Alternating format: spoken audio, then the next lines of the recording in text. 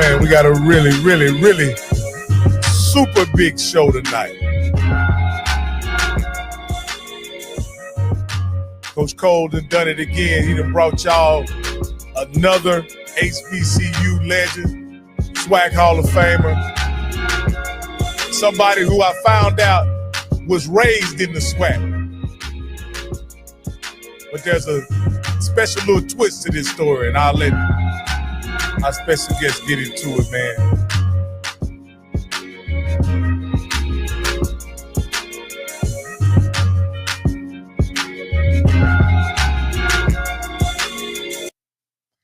What up, everybody? This is your boy Rocky, and you're welcome to another edition of the HBCU Coaches Corner.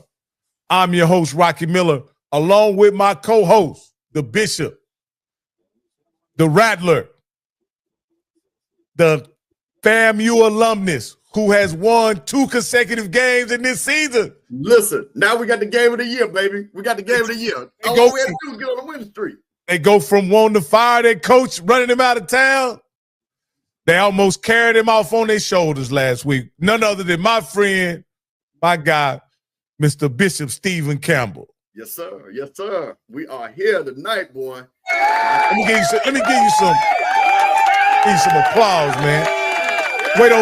The way those Rattlers been playing, man, they deserve a little applause, man. Hey, you had a rough stretch there for a while, Campbell. You had a rough stretch, but you've recovered, and I'd like to congratulate the Rattlers on 2 consecutive victories. So 2 consecutive, no matter what the record is or who we play, doesn't matter. A win is a win. You're only good as your last game. That's it, man. That's it. So, and we had a really interesting weekend in the SWAC, and I can't wait to get in and start discussing this weekend with you guys. Coach Cole is on the way. He had a previous engagement, and he's not late. He just delayed. He's going to be here. So all you guys, I know you guys come here for Coach Cole, and me and Stephen Campbell is going to try to hold it down for you until Coach Cole gets here. But the guy we got as a guest is a big, big deal. A big deal. Before we get into that, I wanna acknowledge something that's also a big deal. This is something that I hadn't seen, I think, since Prime left the conference, right? What I'm about to see. Probably since Prime left the conference. I could be wrong, but y'all let me know. Here it goes. You get my second stick. Andrew Body, Alabama State. This is your helmet, but I'm going over here since I messed it up already. 59% completion percentage, 304 pass yards, 5 passing touchdowns as they beat Alabama A&M. We're going with Haynes King, Georgia Tech quarterback entry.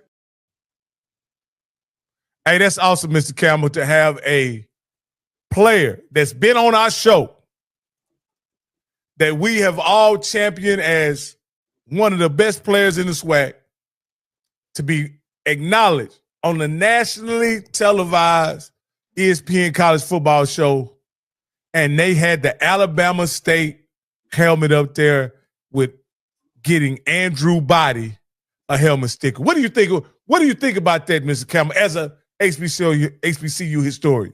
Man, listen, all we want is recognition. And this is what I'm so proud about Andrew. And we're going to have my guy getting ready to come on, keeping that legacy alive. And just to let people know, that means they're watching. And all I ask is just to watch. See what we got going on. So, I'm so proud. He represents the university. He represents his fraternity. He represents all of us. And, man, hey, man, and bottom line, you only get a helmet stick if you balling out. You know what I'm saying? If you ball, you get the call, as Brian would say. So the boy was balling, man. The boy was balling. The boy was shimmying. They had 70,000 folks in there, man. Listen, looking at him. And, Sam Shea, hey, man, listen, he had his welcome to the SWAC moment. Welcome to the SWAC. And E-Rob was going to let him know that. They boys, but I got to welcome you to the SWAC. This is how we got to do it. So, man, very, very proud of Andrew, man. And, and this is what, hey, man, just keep it going. You know what I'm saying? Just keep getting more of them. Because that's what you want. And like I said, we'll talk about it, man. We don't know what the future holds, but I live in the moment right now. So you still got a lot to play for. They got a big game down there in Texas, back down the way he's home, man. And man, keep doing it. Keep doing it. All right, man. As you alluded to it, our guest, much like Darnell Kennedy and also Andrew Body, he's part of this legacy of having dynamic, explosive quarterbacks at Alabama State. With no further ado, I'll step aside and let you give our next guest his proper introduction. Listen, man, you all know I'm from a great city called Jackson, Mississippi. And one thing about Jackson, what we always say, we produce nothing but superstars. But not only do we produce superstars, the class of 88 that y'all know I'm proudly repping all over the city of Jackson, went all over the nation. My homeboy, SWAC Hall of Famer, all-time great Alabama State, Lanier High School stand-up 833, Ricky Jones.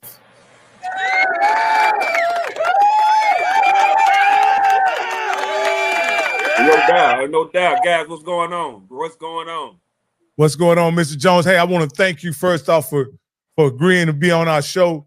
You're one of the guys, I must admit, Mr. Jones, I just come into the SWAC 5 years ago, following the SWAC, right, covering the SWAC, and you, along with Darnell Kennedy, along with Robert Kent, of course, Doug Williams, Steve McNair, you're mentioned among the great quarterbacks, Shaq Harris, among the great quarterbacks that have played in the SWAC. And so, to be perfectly honest with you, it's an honor and a privilege to have you sitting here, this interview with us, and sharing your story with us. And I'll step aside and let you and Mr. Campbell kind of lay out what you mean to SWAC football and what you've done in this game. All right. Well, Ricky, here's the thing. Why I'm so excited, because one of the things that, like we say, I actually saw you play in high school. Oh yeah, I actually saw you dominate at Newell Field, Hughes Field. Only two field right then, yeah. Hey, come on, you know that's where we played our football at, on the Friday and on Thursday nights. There you go. That's it. You know, and I was in North Jackson, so you know, anytime you guys played Murrah or play Callaway, that was a big. Well, you know, all the city game was big game. But being a North Jackson guy, and man, everybody was like, man, Lanier got this dude that's just straight working folks, man. And to sit back and to see the greatness. And what's funny, he's gonna tell a story of a coach that he lived next to that kind of missed out on an opportunity. I'm gonna let you tell that story. But the thing about it was, then you went on to Alabama State. I went on to FAMU. Followed your career. We played you all, and then we talked about it. And I'll tell you a little bit more about that. Got to see my guy, like, man, that's my homeboy right there, whooping us down there in Mobile. But just to see how your life has turned out to be one of the all-time greats, not only at Alabama State, to be a SWAC Hall of Famer. And you got to understand, so from the city we're from, we got a lot of those guys that are from that city that are SWAC Hall of Famers or played at Jackson State. And to look at part of who you are, you helped build that program at Alabama State. I think a lot of people don't know that your class. My class. Yeah, I know these things. So we're going to talk a little bit about that and what Houston Markham meant to that program and to get your teammate, who's now the coach, Eddie Robinson Jr. So we're going to talk about that. So, Ricky, what I think was kind of best is, why don't we let people know, and I think this is a great story, in the world there's somebody that's all city, all state, from Jackson, leave and then go to Jackson State. Ooh, man. Hey, the only thing I can say, I say 3-4 words. What was told to me by the legendary himself, W.C. Gordon, you know, rest in peace. You know, when I finally, took a visit to Jackson State, which was 2 weeks before signing day. We ranked number 4 in the state, living there, we whooping up heads, W.C. Gordon could walk out his front door and look to his right, and he could see Lanier High School, But 2 weeks before signing day, that's when he brought me in, me and a couple more guys on a recruiting trip. So the Sunday, the Sunday, time for us to leave and go back, he always, he interviewed with the recruits one by one before they left. But see, the thing about me, he didn't interview me at the hotel. He let me go home, and he called me over. So I had to walk through the passway from my street to his street. Wait a minute. Now, Tell people how close you live to W.C. Gordon. Right behind him. That's why I just told you I had to walk through the passway through one street to his street, or I stay right behind him. You know, so I went over there. We sat down and talked, and this is what he told me. You know, a lot of people don't believe, but this is what he told me. That's what prepared me to go to a black school so I could play against him. He said, Ricky Jones, you're not a quarterback, son. You're not a quarterback. He said, what I want to do, I want to bring you in, give you a scholarship. I want to redshirt you your first year. And then when Kevin did vacate this free safety spot, I want you to step in at free safety. I want you to play free safety. I shook my head. I looked at him. I remember what I said. I said, Coach, thanks, but no thanks. I said, I'll see you on the flip side. Exact word. I remember that like it was yesterday. And so that's what prepared me to go to Alabama State. And plus, I had a brother going to school in Alabama and Birmingham at the time. So it was good. My mom said it was good for me to be close 8 miles, from my brother, just in case I needed someone, But I really didn't know where I was gonna go, at the time when I came out of high school, because I had, plenty of colleges, Ole Miss, Mississippi State, USM, a lot of swag schools, even had Oklahoma, Barry Switzer, they were running the option. To be honest, I was leaning toward, Oklahoma, because they were running the option at the time, which, but I didn't know. But when I had that visit with Coach Gordon, he told me I wasn't a quarterback. So I had to make sure, that I get a chance to play against him and show him, what I can do and what he missed out on. Now that is the one thing that I think is so awesome. Now look, I'm gonna turn because Coach Cole is here, and I know he's got a lot. I'm gonna come back. We gonna get into it. Okay. Oh yeah. But I got one thing to say. How many times did you beat Jackson State? I went 2 for 2. 2 for 2. But put it like this, the 2 times I started, we won. There you go. I just want to put that on the last 2 years, your junior senior year. Yeah, we won. I came in and played my freshman year. I came in and played my sophomore year, but I wouldn't have started. Mm-hmm. But when I started, we handle our business. All right, well, Coach, you here? I'm gonna turn it over to you, because me and my homeboy go. Listen, we 88 right here. Hey, look, y'all go ahead. I'm getting myself situated, because all I know is I was a young coach at the time, and we came to Alabama State down at the Crampton Bowl. Mm-hmm. And we were playing this cat, man. Watch for the play action pass, and he can't get outside the end. He get outside the end. That's it. And hey, man, we had some guys, man. Coach, we had Mike Strahan. Yeah. Went to the Giants. We had Joe Birch went to the Patriots. We had Elvin Evans went to the Cowboys. I know Mac Strahan was able to pin him up in that. No, he didn't touch me. He didn't touch Ricky Jones. We slowed him down, Coach. Yeah, but he didn't touch. That Will Moore caught the touchdown over in the corner to tie it up. And the clock, the lights, everything went off. The refs went off. Everything went off. But it was a Rocky, let me say, Ricky, I'm gonna let you join in. But you gotta say, Rocky, what was crazy? They were undefeated, and that was the tie. They went 11-1. Yeah. And there you go with those guys. Because everybody was like, wait, and confirm about Rick, you was saying, everybody was like, they tied Texas Southern? Man, you know how it is when you go to Texas Southern. You play the ball, man, in the swag. You already know you go down to Texas Southern, but you playing more than just a football team. You know what I'm saying? Jackson State, them alumni, they know. Hey, he know they took a touchdown back from us that game. Yeah. He ain't gonna talk about that. They took a touchdown. They said we was out of bounds, the back of the end zone, but we wasn't.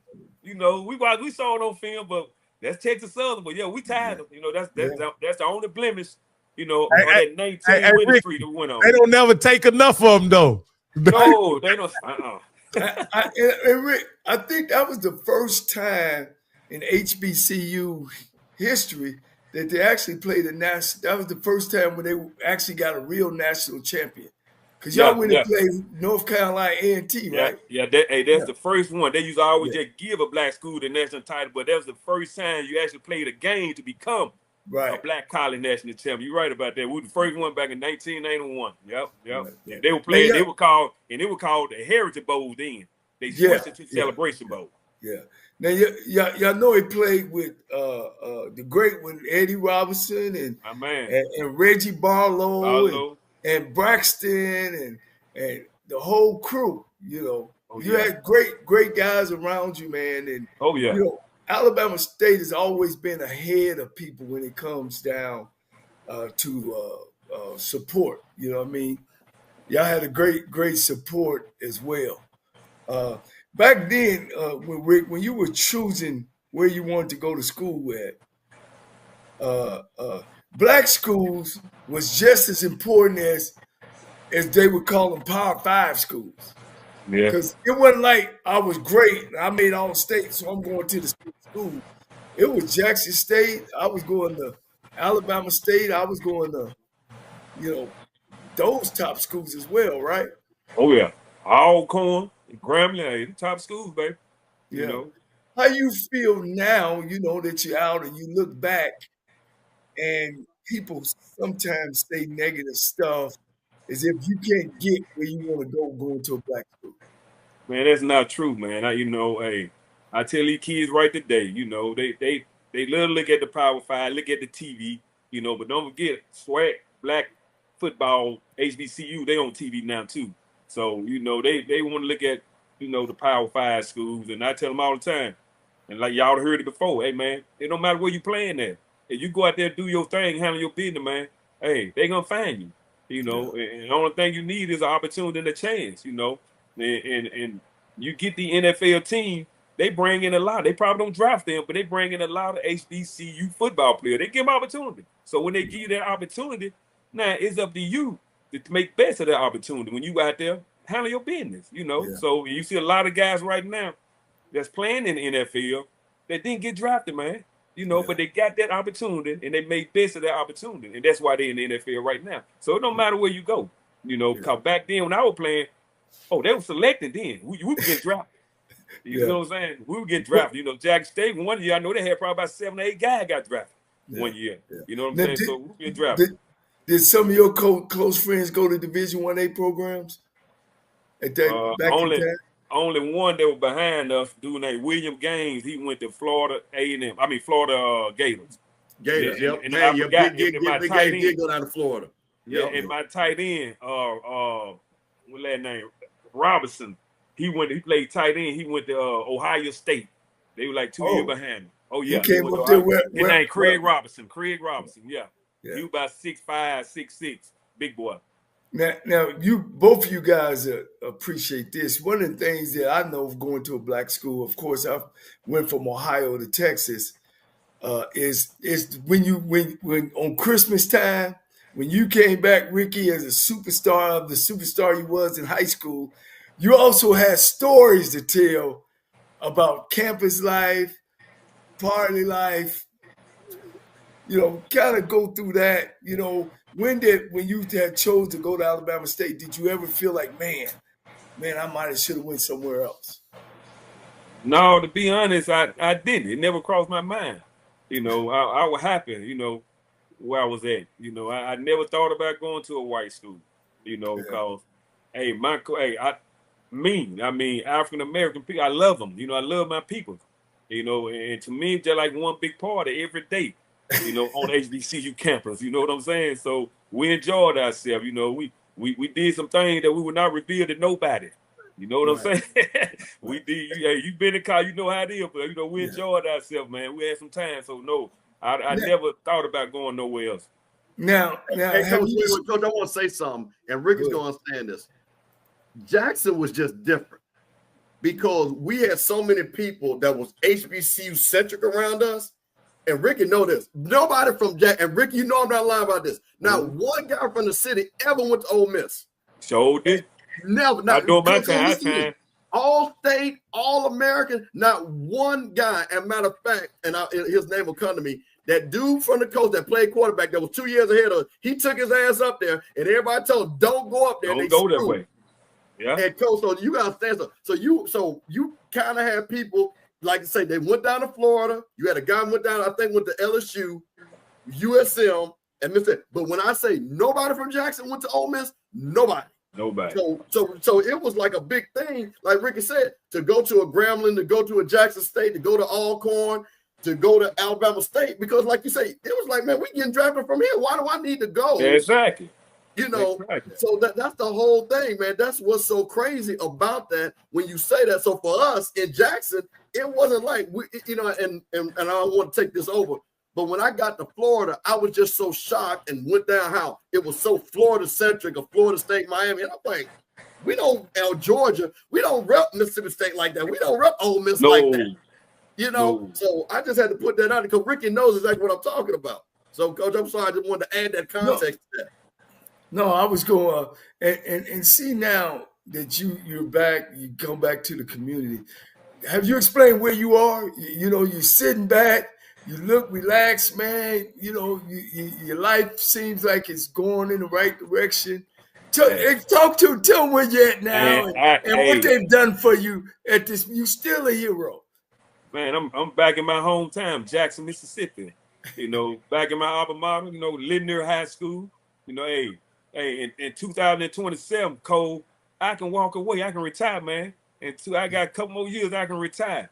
You know, so I'm just living my life, you know, but I'm doing a little coaching, a little football. You know, like I was telling him, you know, I retired. I called myself retired from football last year, you know, but I was out for one season. But then another guy from Callaway High School, he got the head coaching job. He looked at the roster, Lindner roster. He was like, he called me, he said, Rick, man, I don't see you on Lindner roster, man. You still coaching? I said, man, I shut it down. You know what I'm saying? I'm done coaching. I'm gonna sit back and for these last 3 years, I'm gonna sit back and go see me some Alabama State football, and I'm gonna walk up out of there. But then he said, man, I need you at Callaway. He said, Lindner don't want to use you. They don't want you. He said, man, I want you. Come to Callaway. So I gave him a week or two. I had to think about it, you know, and find out I had a nephew for me going to Callaway. So I was like, okay, man, I come over there and help you out. So that's where I'm at now. You know, I'm at Callaway High School, but with 2 more years, I can retire.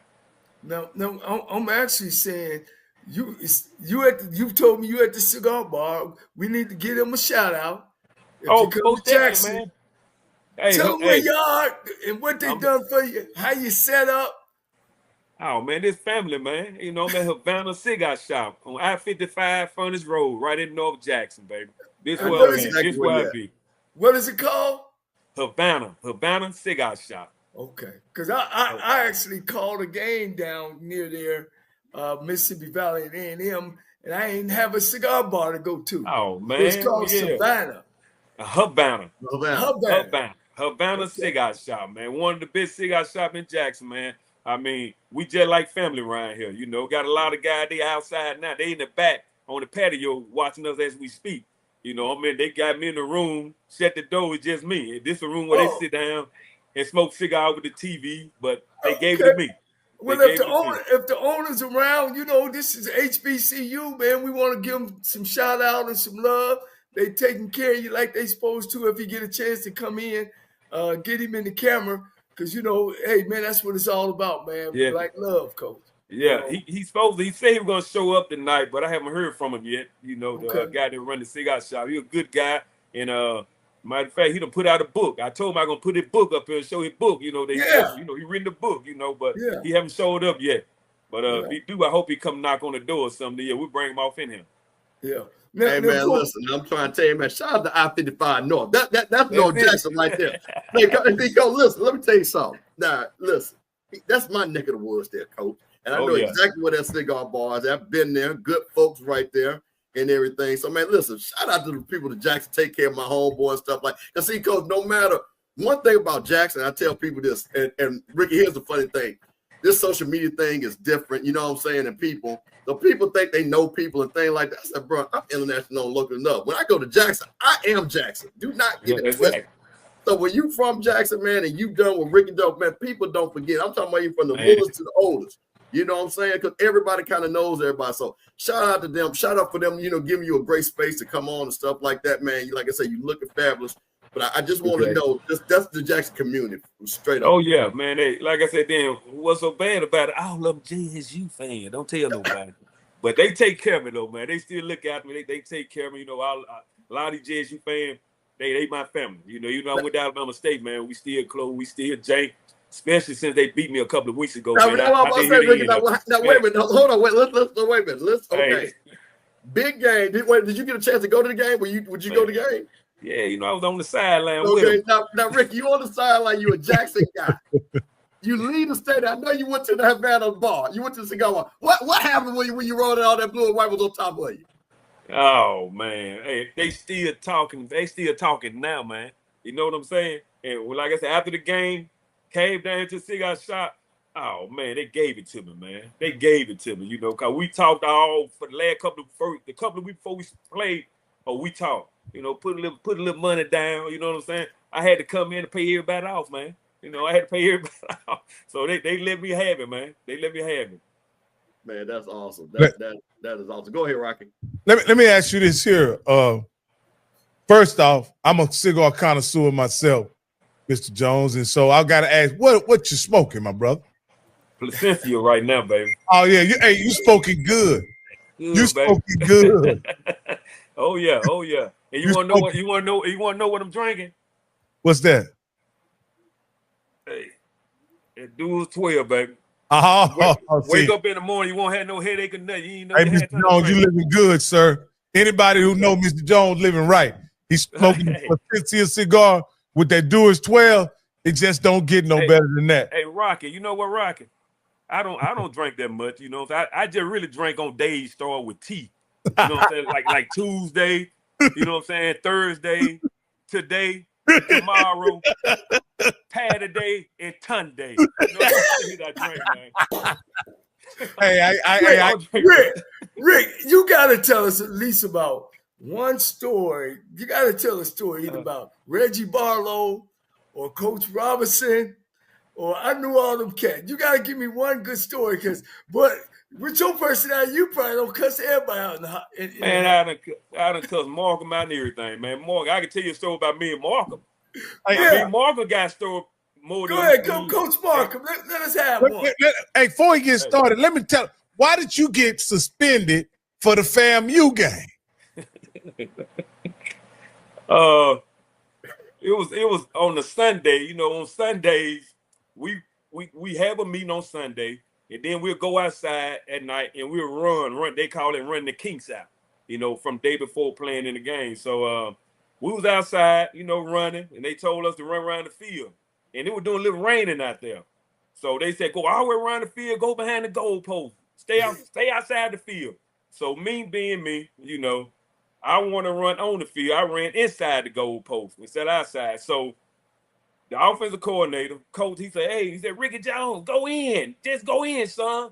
So I left. I went in, you know, but I didn't go to Houston Markham. I went to the dorm. So I started hanging out on campus. You know, I'm chilling while they had practice. So the next day, that night, Markham found out. Hey, he came and got me out of my room, you know, and took me to his office. And we talked, and he said, well, son, I'm going to find out tomorrow, you know what I'm saying, what I'm going to do with you. So the next day, he called me in and said he's going to suspend me for that FAMU game, which is that following week that we had to play. Wow. So he suspended me for the game. So that's why. That's the first time I got suspended. I got suspended again, too. Now Rocky, here's the bad thing. Now, mind you, now they coming down there. They don't have their quarterback, right? And them suckers still beat us 23-8. Yeah, 23-8. That was the score. Still beat us 23-8. And I will say this again, because I'll explain it to you. FAMU was in a very interesting transition. That's when the height of Florida State, you know what I'm saying, and Miami and Florida. So FAMU football was kind of like in between. Thank God that we brought it back. And I'm sitting up there at this game, and everybody like, man, when the band gonna play? I'm like, bro, we lose this game. I'm talking about this game right here. So you know, come on, man. And then, like I say, then he play the next year, and then there he go. Yeah. Next year we beat y'all 44-32. Y'all came to Mobile for that classic. Yeah, wow. We beat y'all pretty bad. I had a good game that game. Rushed for 3 touchdowns, threw for 1, threw for almost 300 yards, rushed for over 100 some yards. Yeah, I had a good game that game. Now, Ricky, let me ask you this, right? I remember guys in the SWAC. Now, again, these are guys I heard about, didn't necessarily see, but they ultimately would become stars. Fred McNair, not Fred McNair, but Fred was a star too. But Fred was a star, yeah. Steve McNair, Doug Williams, Shaq Harris, Robert Kent, some guys from Jackson State. What happened to the quarterback position in the SWAC? Because we didn't, for the last 5 or 6 years, we didn't have a dip. But in your opinion, I've asked everybody that question. What happened to the great SWAC quarterback? In my opinion, hey, Power 5, the big school. That's where they going, man. We not getting the athletes like we used to, man. We just not getting them. Now look at Jacoby. Where did he go before he went to Jackson State? Came to Jackson State. It wasn't a Power 5 school, but he went what? Syracuse. Exactly. You see what I'm saying? So that's what's going on. See, back then we want to go to a black school, man.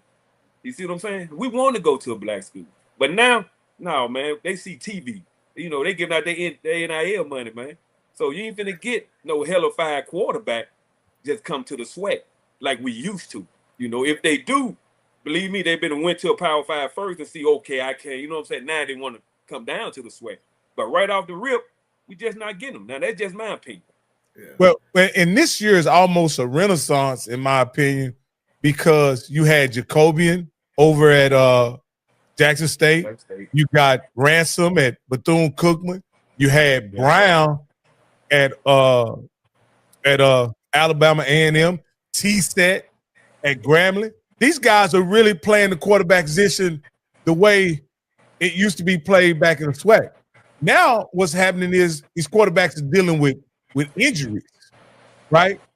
Is there anything you can see that these guys need to do to stay healthy? Because Brown, Jacoby, and that have all went out on injuries. Well, hey, the only thing I can say, Rocket, they just don't make them like they used to. You know what I'm saying? They just, these kids fragile, man. They fragile, man. Like I said, when I played that position, Rocket, I never slid. I never ran out of bounds. My coach used to get mad. You know what I'm saying? Because I wouldn't slide. I played my position. I played my position like I was playing linebacker. Ricky, tell people what's your size. What was your size in college? What was you height and weight? I was 6'1", 190. Run the 4.340. Wasn't no little dude, bro. He wasn't no little dude, and he was just running over folks over there. Poor Jim Hill. They played Jim Hill, just wrecked them and everything. No, man. So offenses weren't designed for the quarterback to run unless he came off of a bootleg or he extended the play and made it happen. Offenses now, our quarterbacks are involved in the run as well as what he's saying about the Division I-A schools taking the best quarterback. This spread offense is designed for the quarterback to run, you know, and that's what's happening. And when you only got 5 blockers and every now and then a blocker in the back, you know, you expose yourself to getting hit big. So I think that has a lot to do with it as well. You know, I'll say this, Coach. You say that quarterbacks wasn't designed to run back then, but I remember back when we played football. Now we played the wing tee, the quarterback ran. The triple option, the quarterback ran. There you go. Right. We even used to have something called student body right, and the quarterback ran. Yeah, I agree with you because I ran the ball a lot. We ran triple option. We ran triple option in Alabama State. We ran the sprint out. But like I said, everything I did from up under the center. You know, I never got in the shotgun. You know, I played that old school football and everything. Like I said, I was up under the center, man. So I had to drop back 5 yards or 7 yard step, then read the defense. Let me say this. We used to even do this, even in high school and when I played in college. We would have live periods where we would say, the coach would say, the quarterback is live. It's live. Yeah. Hey, right. When you talking about now, because I think we're talking about back then. Hey, none of them programs won either. Coach, hey, 8-3-3-1, Coach. We won. We did. We ranked number 4 in the state. We hit every day in practice in high school. Every day. Even at Alabama State. What I was getting to is Mr. Jones, is the quarterback now is shielded from all contact unless it's in the game. In the game. Do you think that has affected the quarterback's durability? Because again, that's just my opinion. There's the fact that they only get contact in the game. Do you think that affects a quarterback's overall durability? Yes, I do. I really do think that. You know, they need to feel some contact during the week, not just on the weekend, man. You know what I'm saying? They need to get loosened up during the week, man. I mean, you don't have to sprint through them, but they need to get a little thugged up. You know. Yeah. Real quick, Kenny Banks said y'all 9-0, coach. Well, yeah, Little near 9-0. I'm at Callaway coaching. I'm still at Little Okay. Callaway coaching. Yeah, my board. Yeah, we 9-0. Yeah, say 9-0, and y'all ranked number 3 in 5A, I guess, in the state. Okay. Yeah. I just give you a shout out. You're one of our viewers just giving your high school a shout out. Yeah, appreciate it. We can tell them we got a tough game this week. We played Cleveland. So we get past them, I believe we end up being a number 1 5A team in our division. Oh, okay. Oh man, hey coach, like it's interesting, Mr. Jones. Me and you came out of high school the same year, right? Okay, and I remember guys who were quarterbacks for the University of Oklahoma. You may remember Jamel Holloway. You may remember Charles Thompson. Yeah. Right. Though you almost look, your height and weight was a prototype for an Oklahoma option quarterback. And you turned them down to go to Alabama State.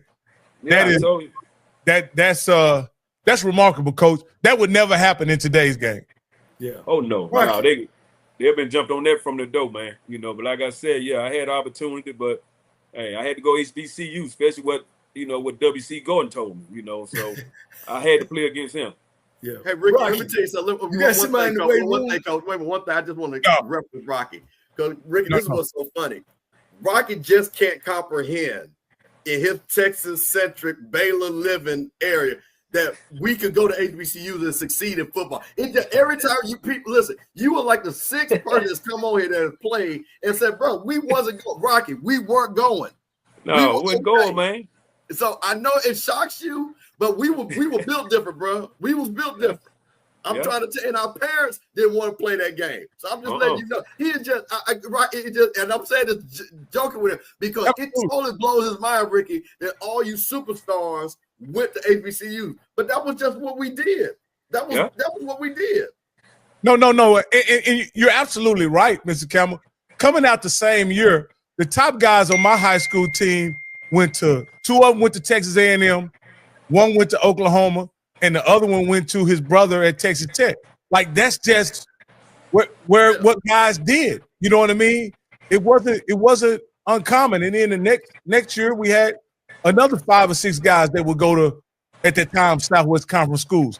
They didn't consider schools like Prairie View and TSU as a viable option. And to be honest with you, Coach Cole never showed up in Waco, Texas, trying to recruit none of us, to be perfectly honest with you. Man, no football players up there, man. Hey, Coach. I guess Derek Johnson, Andy Witt. Come on, Coach. What I'm simply saying is it was a different mentality about we wanted to be like the stars we saw on the news and on television. And you're talking Earl Campbell. You're talking Eric Dickerson. You're talking, you know what I'm saying? Those are the guys that we emulated and wanted to be like. Well, let me hit you on that, Rocky. I'm glad you said that. Because when Ricky and I grew up, we saw Jerry Rice. We saw Ike Hope. We saw Mark Brazil. We saw Walter Payton. You see what I'm saying? We saw superstars. We played, like you said, played against Michael Strand. So, that's what people are saying. In the state of Mississippi, all the Hall of Famers were at the SWAC school. SWAC school. You see what I'm saying? 2 of the top 5 players played Jerry Rice when we were coming up because Steve McNair's behind us. So you talking about Jerry Rice and Walter Payton in the top 5 of all. This is what we saw. Arneas Williams. So when you see it, Rocky, again, and to Ricky's point, you see all these guys all going to put all these defensive backs in the NFL. Jack State got 6, 7, 8, 9, 10 guys getting drafted, and I'm talking about first rounders. Yeah, we've seen it. Ricky and those guys come through, so it was nothing for that because Ricky, I'm sure if you looked at the time when you played, you probably played against about 50 guys that went to the league minimum. And for real, especially from Jackson State, man. Jackson State, then Alcorn, they were sending folks. Then Southern University, they were sending folks up, man. So that's the thing, and Ricky just tickles me because, as they say, I'm the historian on here, and that's the reason why I'm just like, bro, listen, and again, I'm gonna keep saying this: the best schools in Mississippi was Alcorn and Jackson State Mississippi State and all, it wasn't even They a were thought doing that. process. Yeah, exactly. Yeah, you're right about that. They weren't It doing wasn't that. even a thought. Oh, Miss, are you serious, man? Get up out of here with that. So that's why it's, and the respect of Rocky to give that balance. But it was just, Ricky, and this is the thing that breaks my heart. When you look at the Alabama states, the FAMUs, the Jackson states and stuff like that, and I see kids not even considering it. You know what I'm saying? Where it probably might be the best play for. They go and sit on a bench at Ole Miss and Mississippi State. Man, go to Jackson State, be a superstar. Exactly. Why are you going to Florida and you're not even playing? Come to FAMU and be a superstar. So that's the crazy thing about it, man. So not to take that over, but I'm just gonna keep reminding, man, we from Jackson, we built different, baby. We built different. All day. Oh man, yeah, crazy.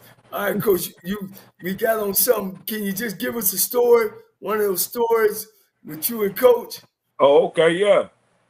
Hey, this, Eddie Robinson always talk about right now since he's been coaching that, hey, he never lost, a Magic City class. He only lost one. And this the time when we were playing Alabama A&M my sophomore year.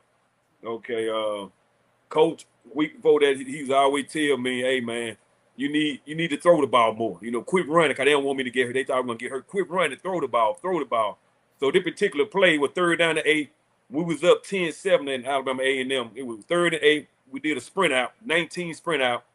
Slot receiver ran the post corner. My receiver named Harry Brook. So I threw the ball. I could have ran the ball. Probably could have got 30, 40 yards. But Howard Brook both wide open. I laid it out there, hit him dead in the hand, and he dropped the ball. So it was 3rd and 8. So I'm coming to the sideline. I'm like, God, Lee, how he dropped that? And I had my head down as I walked past Houston Markham. He hit me on the shoulder, started cussing me out. You black, you go hard. You black son of son. Why you didn't run the ball? Why you didn't? I said, man, you need to make up your mind what you want me to do, man. You tell me to throw the ball. When I throw it, now you want me to run the ball. I think you make no, you just scared. Yo, black scared. I said, man, you. He said, woo, no, you, Tony T, warm up. So that's the backup quarterback. So I cussed him out middle of the game. He cussed me back out and put me on the bench. And we know what? And I said, know what? I said, we're going to lose this game. Eddie Roberts tell you all day. I said, we're going to lose this game. And you know what happened? We lost the game. You know what I'm saying? So we would leave before I went out. And we ended up losing the game. But second half, all the coaches, the players, they come up to me, man. I'm sitting on the fence, looking up in the stand, ain't thinking about them. They, man, Rick, man, go apologize to coach, man. Go apologize to coach when you get back in, man. We need this game. I wouldn't do it for nothing in the world. So we end up losing that game, But, yeah, that was one of the best stories, man, that we always talk about when we get together as Alabama State, the football team get together. Eddie Roberts, he loved to talk about it, So we always talk about that and we laugh about it. Now, how many years did you start?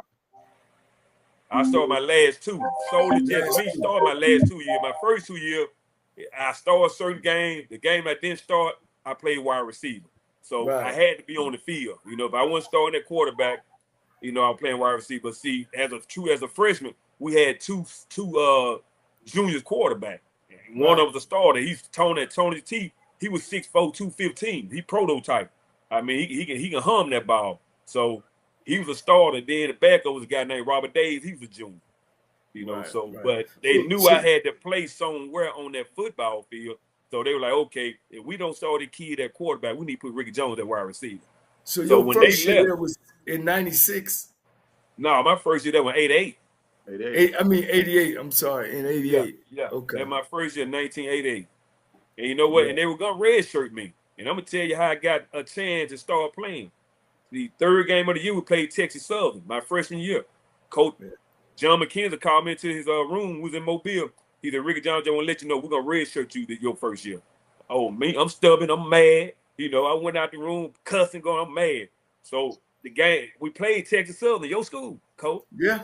Texas Southern, they were looking bad back then. They weren't, they were bad. The worst team in the swag. But look, Texas Southern was leading us at halftime, 7-6. And we had Big Brad Baxter. You know what I'm saying? We only had one first down. In the first half. And we losing by 1 point, 7-6. Hey, when at halftime, they put the first screen start, the second screen, then third screen that starts. So when the halftime, Houston Markham mad, he going off. For some reason, I just got eye contact with him. Because I was like probably about the 5th or 6th string quarterback then. And he looked up at me. I looked up at him. He was like, Crab, you want to play? I'm looking at that. I'm like, yeah, I want to play. He said, well, you start second half. He said, you can't do no worse than these, Joker. So I went out there. I started. I had over 100-some yard rushing. You know what I'm saying? Did my thing. We wound up beating them 21-7. We beat them 21-7. From that point on, that's when they knew, okay, we got to put this kid on the field. He got to play. Hey, we got somebody. Hey, we want to fact check that story, Mr. Jones. I understand. I think I got somebody on here who can fact check that story. Who you got? Who you got? Sir, can you fact check that story? Hey, man. Hey, Ricky Jones is a bad man. Everything he tell you is true. This is Eddie Robinson. Rick, how's it going? Man, that's my bro, man. He love that story. Eddie, what's up, you my man? Hey, Rick, we just thought you needed some help, baby. You know, they don't believe how bad you were, Coach. So we had to bring Swack on. Nah. You know, coaching on is Swack. He played. Swack played with him. So he know everything about now, it. One thing about Rick, man, he has the best memory. Like he'll tell me about games and the detail is amazing. You know, I got to go back and watch the film just to confirm what he said. But it's like once he tell a story, I kind of remember it. But it's like, man, just knowing the scores and the situations and what happened on third down and what the coaches said, I don't know how he does it, man. Hey, quarterback, you got to have a memory. But Ebron, what's up, baby? Yeah. Man, everything good. About to head down there to old Prairie View. Drive out there in the country and see if we can't play a tough game and get out of there with a win. Hopefully, that's the plan. You know. Well, hey, I got faith in us. As long as you leading the way, baby, we got this, baby. I ain't worried at all. You know. Yeah. You can't play nobody like us. It's gonna be a good. It's gonna be a good swag football game. So we looking forward to it. So it'll be good. But nah, man, let's talk about Ricky Jones, man. I tell all the kids on the team, you know, he was Michael Vick before Michael Vick, and not just because he wore number 7, but Ricky Jones is a bad man, and the people that see him and you watch those highlight tapes, the things he was doing at quarterback, and with Coach McKenzie at the offensive coordinator, it was next level type stuff, and so I'm sure he told y'all, but. I mean, he hadn't played defense or safety since high school and got drafted in the 7th round. So that'll tell you the type of athlete he was to go out there and perform at the level he did. It was amazing watching him, you know. You mean tell me you ain't told us you got drafted? No, yeah, I thought y'all knew. No, we knew. We wanted you to say it. Oh, okay. Well, y'all never got around to it, you know. So, but yeah, I got drafted. Matter of fact, 8th round. You know, but I got word though. Joe McKenzie told me after the draft that the Raiders were looking for me during the 5th round. They didn't have no number on me, so I probably could have went 5th round to the Raiders. Wow, Eddie, can you give us one story on my man? Whether it was a comeback or you went over there and said, "Hey man, quit turning the ball over." It's so many great Ricky Jones stories. Rick, did you tell them about the one when we lost the Classic? I just told him that. I told him that everybody talking about when we get together, Coach. He talking about when I cuss Coach Morgan, cuss me back out. That's what he talking about. Yeah. Well, Rick, what kind of leadership with Eddie? What kind of player was he? Oh man, just like he is coaching. I mean, he always have been a leader. You know, he wasn't vocal. You know what I'm saying? He lived by what he did. You know, he wasn't no hooray type of player. You know, he just went out there and did what he had to do. You know what I'm saying? So same way he played, that's the same way he coached. You know, yeah, but he was a good guy. That was my guy, man.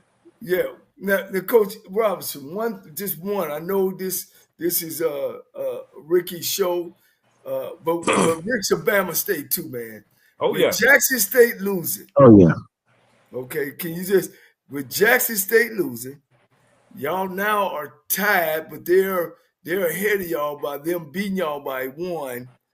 How can Alabama State I know you've been doing the calculation. Come on, coach. Tell who your fan of this week, coach. So Tell who tell your us, fan coach. of.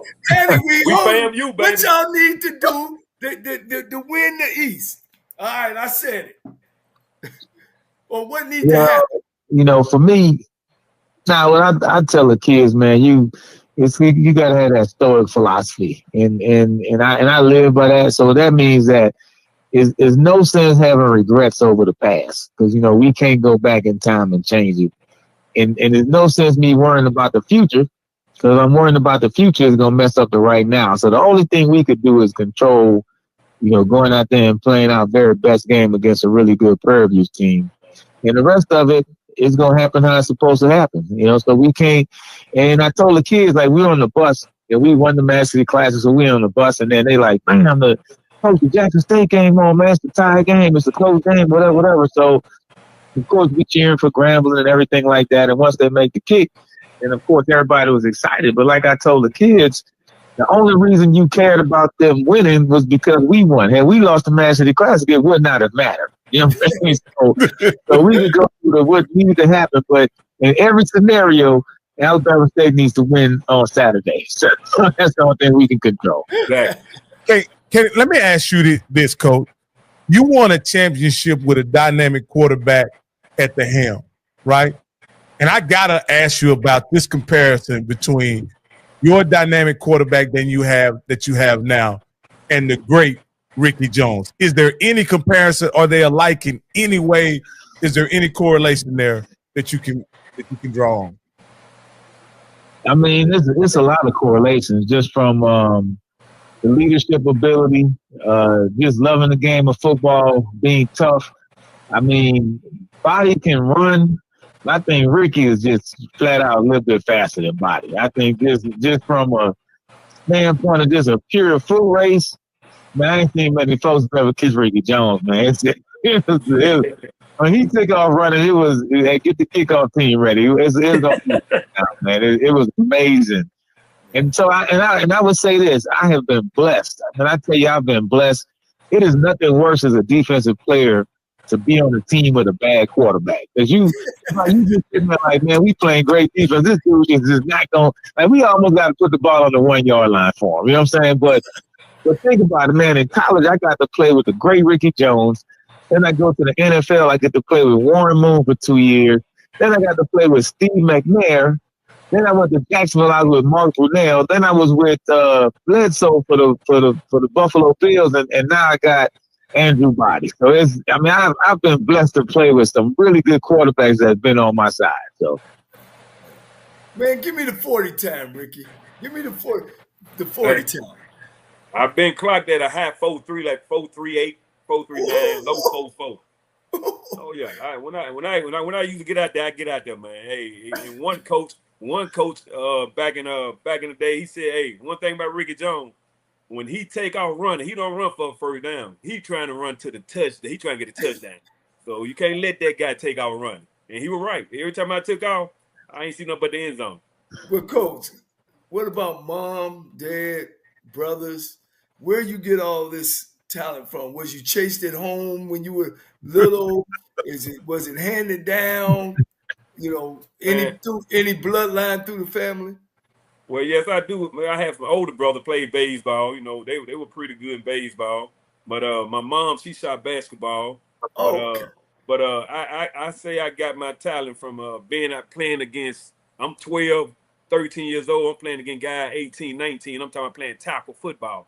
That's what we used to do back in the street. day. In the street. Yeah. That's called child abuse now. That's child abuse now. So, hey, Coach, I used to be the only guy in my neighborhood at 12 and 13 years old up there at JC Park playing against these guys 18 and 19. The other guy at my age, they used to be on the sideline watching and be like, man, you going out there and play with them guys? And when they used to throw the ball out, which was considered as a kickoff, they used to give me the ball to run it. And I used to run it all the way back. And I'm 12, 13 years old playing against 18, 19-year-old guys. So now, when I grew up and got on my level, so it wasn't enough for me to do what I do against guys on my level. You was a man among boys. Exactly, Coach, man. They taught me as a young age. You know, Coach. So that's why I always have said that's where I got my talent from playing against older guys. Yeah.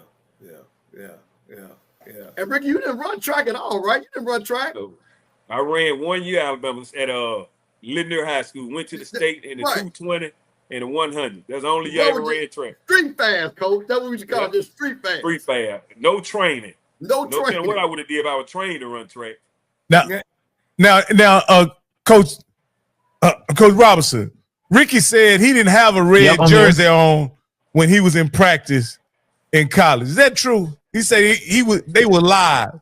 He was live in practice. I can't believe that, Coach. Y'all didn't touch him, did y'all? I mean, you couldn't hit Ricky Jones. Everybody knew that. I mean, Rick. I mean, I tell people, man. They say, "Well, man, Coach, you was defensive player of the year and all that type of stuff." So we got on the Hornet Special. The Hornet Special was an old bus, looked like Martin Luther King bus. It had a couldn't go 60 miles an hour.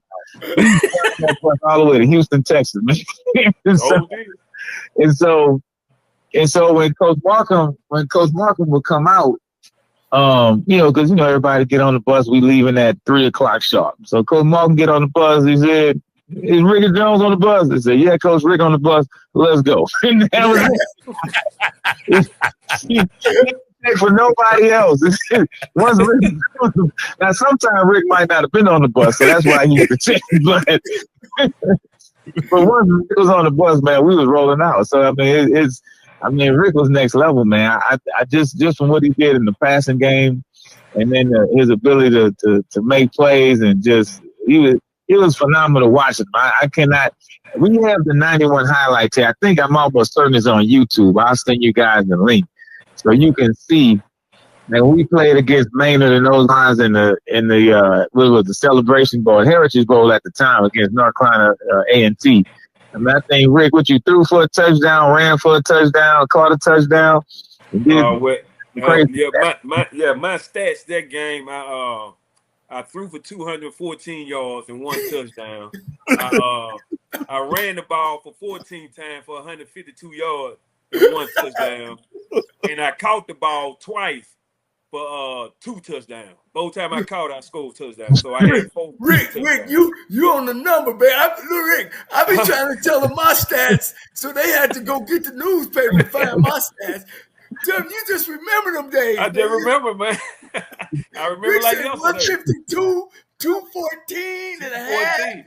214, baby, throwing the ball. So, hey, I believe right today, that record still stand, cause you're not gonna find too many quarterbacks that gonna go out there and catch a ball and score 2 touchdowns. Every time he catch, he's scoring a touchdown. But they were running reverse passes or something, Rick? No. What they did, we did the tailback pass. Tailback toss to the tailback, and I just, when you toss to the tailback, you just run your fake out. So I ran my fake out, and tailback stopped, turned around, just threw it back to me, and put out 2 blocks in front of me, and both of them were 50+ yards.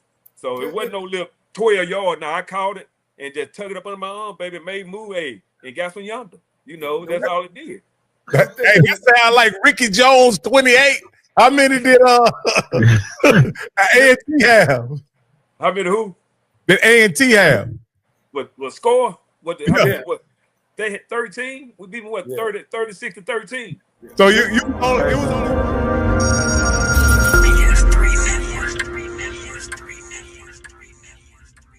BS3 Network, changing the way you watch TV.